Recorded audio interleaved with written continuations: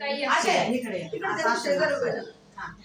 ये तू ये सगळ्यांनी त्या बाजूने पण जावा निम्मे या बाजूने पण जय श्रीराम जय श्रीराम 22 रामजन्म आहे आपल्या घरी तुझं छान करायचं आपण अयोध्यात आहे असं शरीराने इथं मनाने तिथं आणि आपण आपल्या घरात सुद्धा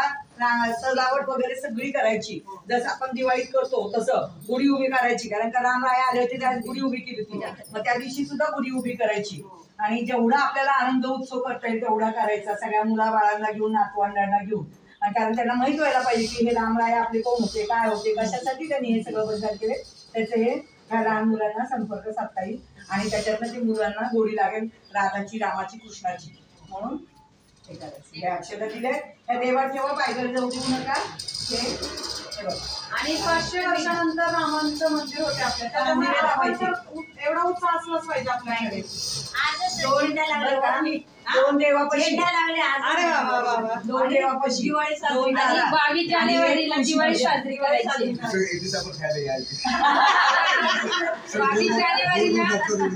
जानेवारीला पुरणपोळीचा स्वयंपाक झालाच पाहिजे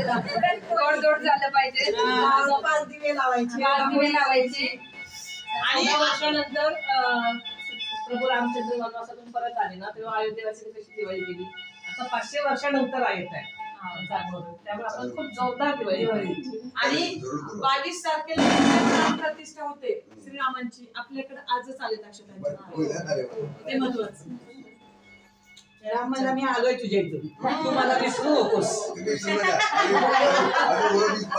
आणि संकल्प करायचा की लवकरात लवकर आम्हाला बोलवून द्या आणि भाऊ ऐका म्हणजे जर तुम्हाला भविष्यात अयोध्येला जाणार असेल तर अक्षत अशाच जपून ठेवा संकल्प करा की मी येतो अयोध्येला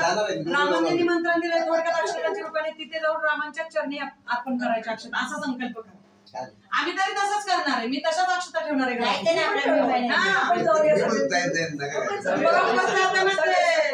सोन्यापेक्षाही जास्त जपून ठेवणार आहे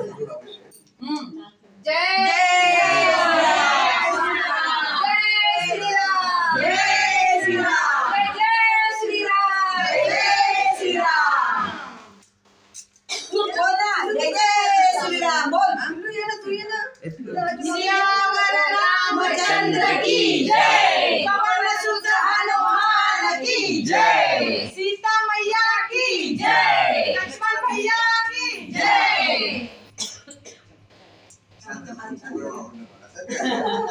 आपलीच माझं काय आणि होत नाही आता 15-20 वर्षाचं आपली भेट झाली पाहिजे तर गप्पा दुसरी जय श्रीराम